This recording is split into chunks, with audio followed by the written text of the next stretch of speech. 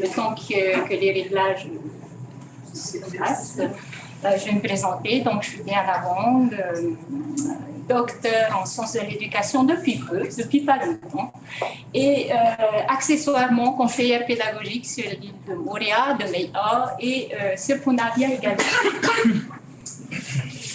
Alors, je vais vous parler de l'étayage parental et de l'influence de cet étayage parental sur la construction de ce qu'on appelle le langage décontextualisé. Je vais définir tout ça, ne vous inquiétez pas. Et ça va?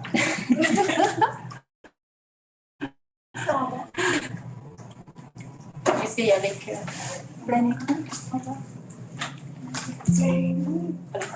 J'ai la commande. Donc voilà. D'abord le langage décontextualisé. Je vais vous expliquer un petit peu qu'est-ce qui m'a intéressée dans ce projet, ça comme ça. Et puis aussi sur l'étayage parental. Donc, et l'influence de cet étayage sur la construction du langage décontextualisé. Le propos va s'organiser en 6 points. Donc, le premier traitera du sujet de ces enjeux. Le second, de l'ancrage théorique, donc, qui permettra par la suite de poser la problématique, mais je ne traiterai pas de la problématique en entier parce qu'on y passerait des jours sur ma thèse. Je vais extraire une petite question et les hypothèses afférentes à cette problématique. Ensuite, je vous déclinerai, j'essaierai de le faire assez rapidement, la méthodologie, donc les procédures, les outils que j'ai utilisés. Et puis, pour finir, sur les analyses et les résultats. En conclusion, je vais essayer de dessiner déjà, je vais parler des apports au niveau de la recherche et je vais essayer de dessiner des perspectives. Ça vous va? De toute façon, vous n'avez pas le choix de faire encore une petite.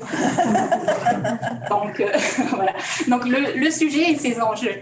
Le sujet, donc le langage décontextualisé. Donc, pour vous expliquer ce langage décontextualisé, on va faire une petite scénette avec Carole, qui va être mon assistante pour cette scénette. Je suis partie, en fait, de ce que les programmes disent de cette opposition entre le langage décontextualisé et le langage en situation. Il faut partir de cette opposition, en fait, pour bien comprendre ce que c'est que le langage décontextualisé.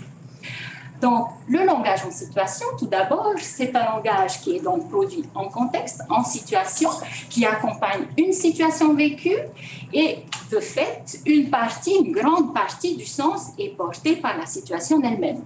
Je vais faire un petit exemple. Complètement improvisé. Oui, je l'ai vu ce matin, j'ai juste prévenu. On va voir si j'y arrive. Oui, on va voir. Et donne un peu ça.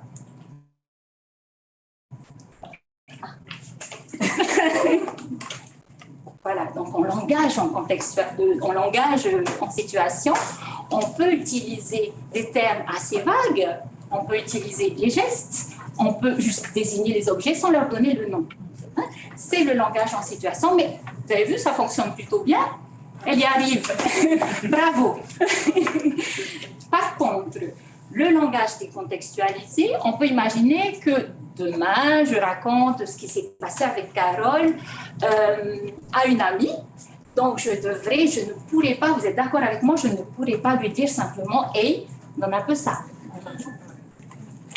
Donc, en dehors du contexte, il faut produire, qui est justement en décalage de la situation vécue, il faut pouvoir utiliser les mots et uniquement les mots, s'appuyer sur les mots.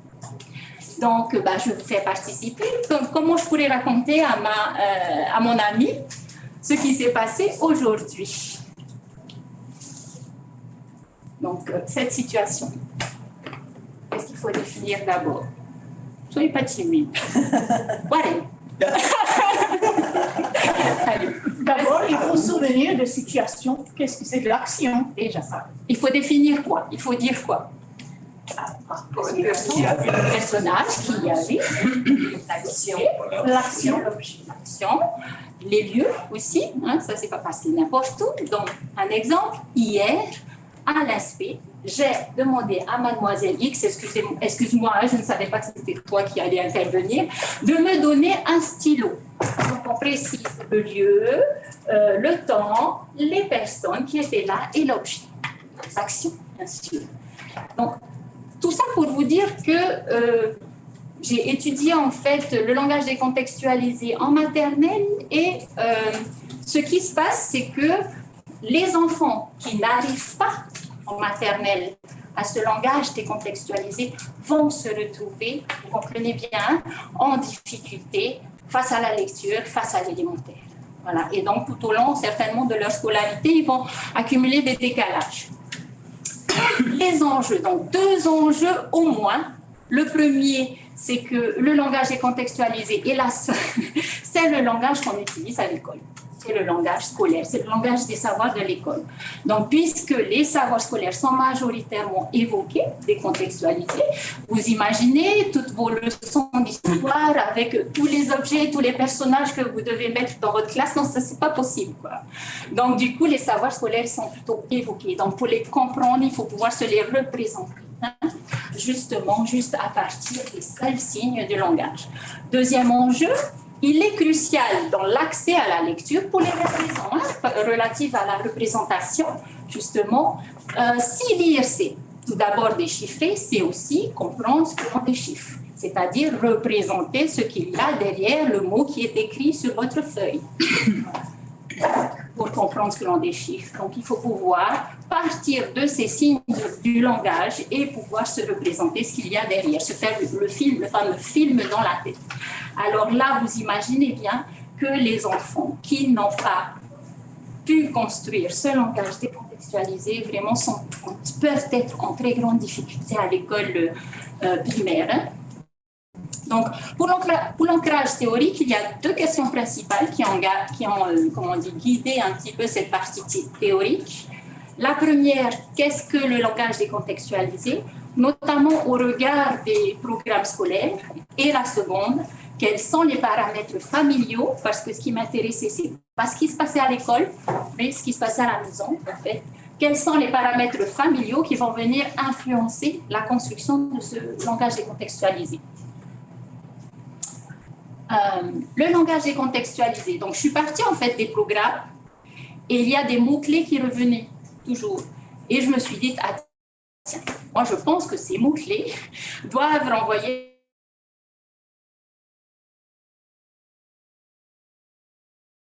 à des concepts de la littéraire. Le langage décontextualisé, c'est un usage élaboré du langage qui se veut précis, structuré et explicite, et un oral scriptural, qui vient d'écrit, qui autorise l'évocation. Donc, du coup, ces mots qui reviennent souvent, on peut les relier à 3 concepts principaux de la littérature.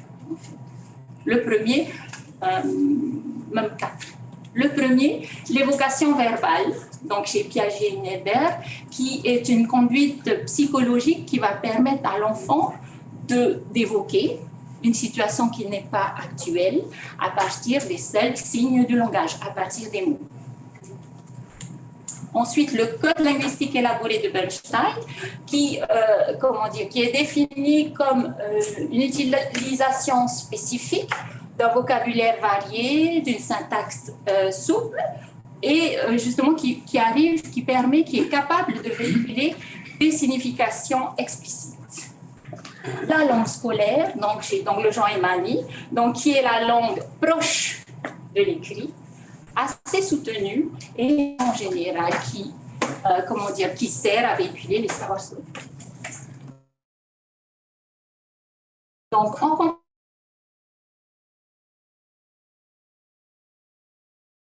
complément en fait, de cette langue scolaire, Cummins nous dit que cette langue scolaire, puisque justement on est en contexte bilingue, en langue seconde, ce langage scolaire, cette langue scolaire est construite beaucoup plus tard, chez les non-natifs donc, beaucoup plus tard que le langage conversationnel, le langage de tous les jours. Il y a une différence en fait de construction.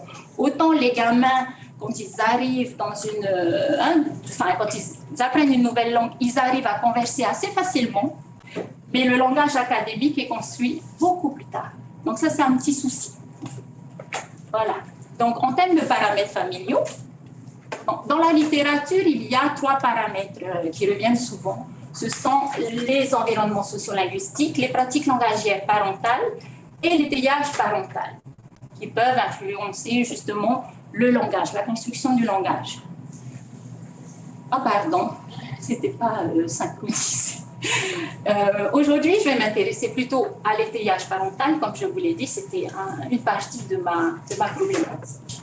Donc, l'étayage parental, donc Lejeune et Magny nous disent que le développement du langage décontextualisé, il est enclenché par les interactions entre parents et enfants. Donc, le parent va ainsi fournir un étayage, un soutien qui sera différent selon les milieux, notamment socio-culturels. Donc, en dimension d'étayage parental, on a l'étayage linguistique qui va permettre aux parents de soutenir l'enfant, c'est déjà de soutenir l'enfant dans sa production langagière, et l'étayage de la tâche qui va lui permettre de soutenir l'enfant dans la réalisation de cette tâche. La distanciation parentale, donc pour SIGEL, il y a plusieurs niveaux de stimulation verbale des parents qui vont permettre justement aux enfants de se séparer de l'ici et du maintenant. Et puis les pratiques éducatives parentales qui sont des conduites éducatives, qui vont permettre aux parents de soutenir les essais de leurs enfants. Donc, la question et les hypothèses. On va essayer d'aller plus vite, ça va être sûr. Donc, c'est bien une partie de ma problématique. En quoi l'étayage parental va venir influencer la construction du langage décontextualisé, donc chez les enfants en début de scolarité, et bien sûr de la maternelle. Donc, ici, vous avez toutes les hypothèses que j'ai posées. L'étayage linguistique va venir influencer positivement la construction du langage décontextualisé, la distanciation parentale également, les pratiques éducatives étayantes également et l'étayage de la tâche de narration. La méthodologie un peu compliquée, donc j'ai d'abord procédé à un échantillonnage appelé par homogénéisation par IREST. Donc, il contient une partie d'homogénéisation de l'échantillonnage. Donc, les parents qui ont été sélectionnés donc à partir de 158 parents, tous parents d'élèves de SP, c'est homogène. J'ai relevé 121 parents, tous les deux polynésiens, ce qui est l'origine la plus représentative dans notre échantillon. J'ai aussi pris simplement une classe pour notamment éviter un paramètre supplémentaire qui serait l'enseignant.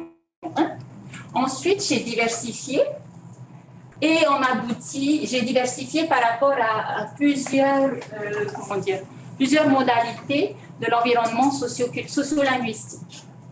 Donc, j'ai obtenu 7 parents volontaires qui cumulent 19 modalités de l'environnement socio-linguistique différentes, avec une variation aussi au niveau de la représentation des sexes, donc 4 garçons et 3 filles, à peu près à parité. Voilà, donc les parents ont participé à des enquêtes, des observations, d'interactions. J'ai pu faire des entretiens avec les enfants et avec les parents, donc pour interroger toutes les variables que je vous ai présentées tout à l'heure. Pour l'enquête, donc, on a eu un questionnaire. Pour les observations, des protocoles d'observation du matériel et du matériel de filmage. Pour les entretiens, des guides d'entretien. Donc, en termes d'analyse, je vais vite là. En termes d'analyse, j'ai procédé à des analyses catégorielles pour les variables explicatives relevant de l'étayage parental et pour la variable à expliquer, donc le langage décontextualisé. Et ensuite, j'ai procédé à des analyses d'inférence pour faire le lien entre tout ça, pour voir quelle serait l'influence des unes sur les autres. Donc, les analyses de contenu ont commencé par les transcriptions, bien sûr, le codage avec des grilles et des logiciels, et une matrice explicative, pour faire les inférences. Donc, les résultats, donc vous les voyez ici. La première, cette hypothèse-là, je n'ai pas pu la tester, je n'ai pas pu conclure, puisqu'il nous fallait, des actes d'extension de niveau intermédiaire ou de haut niveau. Et dans notre échantillon, avec des enfants très jeunes, il s'est trouvé que les actes d'extension étaient plutôt de bas niveau. Donc, je n'ai pas pu conclure pour cette hypothèse-là. Pour les autres, elles sont validées à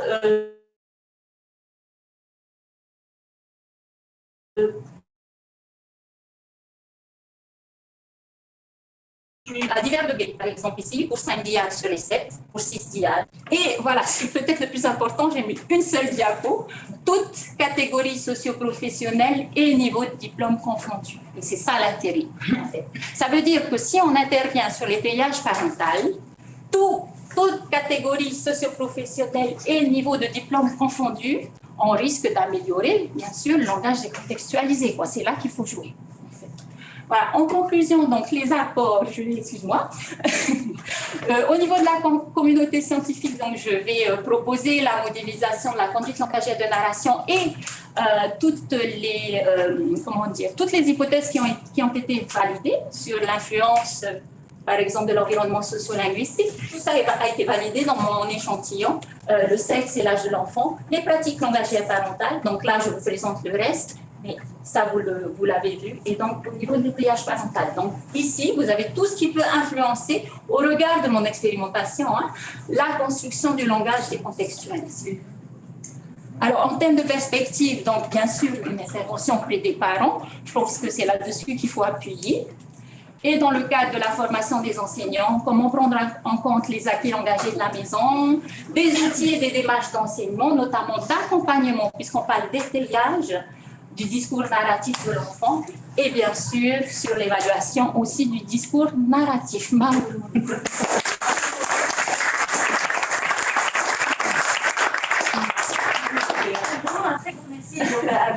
Décidément, cet exercice est extrêmement compliqué, mais nos intervenants sont à merveille. Je vous laisse la parole sans plus tarder pour deux ou trois questions. Alors, tu as dit qu'il faut on prend en compte l'environnement socio-linguistique des parents, de la famille, etc. Est-ce que les parents étaient autorisés à utiliser le tahitien ou la langue mixte dans les familles maintenant, hein? Alors, je vais montrer cette diapo-là pour te répondre, si elle veut bien s'afficher. Parce que des fois, on sait qu'à des enfants, tu rajoutes, tu parles comme à la maison, ils comprennent un peu mieux. Et comme quand à la maison, pour certains, c'est un mélange des langues, et c'est, parce que le but, c'est de se faire comprendre, quoi. Oui, on est d'accord. Et en fait, un des aspects de ma recherche concernait justement les pratiques langagères parentales. Et je voulais te montrer ma modélisation qui n'arrive pas. On va y arriver. Ah, voilà. Donc ici, parmi les pratiques langagères parentales, j'ai justement interrogé ces facteurs de mélange, monolinguisme, tout monolinguisme tahitien, monolinguisme français, etc. Et différents types de mélange ou d'alternance codique. Voilà. Donc du coup, sur cette hypothèse-là, je n'ai pas pu conclure, en fait. Est-ce que l'utilisation du mélange va venir influencer, notamment négativement, parce que c'était mes représentations, la construction du langage décontextualisé. Je n'ai pas pu conclure, donc je ne sais pas si c'est oui ou si c'est non, mais en tout cas, il faut que c'est une des hypothèses qu'il faut que je fouille davantage. Voilà. Parce que des fois, même nous en classe, moi par exemple, si je vois qu'un élève ne comprend pas, pouf, il y a un petit mot tahitien qui va passer, il y a une expression qui... On est d'accord que quelquefois les enfants associent des représentations à un mot Henriot Tahiti parce qu'ils l'auront rencontré d'abord Henriot Tahiti, par exemple. On est tout à fait... Et dans l'enseignement spécialisé, le pire des cas, c'est surtout que beaucoup pensent que Ma'a, la nourriture, c'est français. Donc c'est peut-être, on le dit dans la vie de tous les jours, même nous, adultes, est-ce qu'on Ma'a aujourd'hui? Donc, du coup, pour eux, Ma'a, c'est français. Il y a plein de mots comme ça. Mais Titi aussi. Il y en a beaucoup qui disent que Titi, c'est français. Oui. Pour répondre à ta question, le mélange, ce qui est montré dans la recherche internationale, c'est que le mélange de langues n'a pas un effet nocif. Et par contre, je pense sincèrement qu'il faut arrêter de s'interdire de parler une langue à l'école. Ça peut être un étayage très important pour les élèves, une reconnaissance de leur culture, de leur identité. Et en tout cas, ça ne fait pas de mal. Voilà. Il y a d'entendre ça. Il me semble que M. Vernaudan va intervenir sur le mélange des langues. Voilà. C'est littérature qui a montré, hein, c'est le cas. C'est pas juste défendre une idée. J'ai une question à te poser. D'abord, je te félicite. J'admire le travail que tu as effectué. Donc, tu parles de validation. Est-ce que tu as utilisé statistiques ou c'était juste basé sur observation? Alors, pour cette partie-là, l'étayage parental, en fait, j'ai utilisé des observations. Et pour faire les analyses d'inférence, ce qu'on appelle, enfin, j'ai emprunté ça à je ne sais plus qui, une matrice explicative. Donc, c'est juste un tableau qui organise toutes les... Mais c'est vrai que ça fait apparaître, c'est tout bête, c'est un tableau, mais ça fait apparaître les liens, voilà. Les choses impressionnantes sont toujours très internet, t'inquiète pas. Voilà. Mais par contre, j'ai utilisé les statistiques ici. OK. Faire les liens. OK. Donc, voilà. OK. Donc, c'était ma question, en fait, parce que tu as fait une recherche qualitative. Ouais. J'ai fait les deux. OK. Donc, c'est bien. Merci beaucoup. Merci. Nous avons le temps pour une question encore, peut-être, si vous le souhaitez. Bien, écoutez.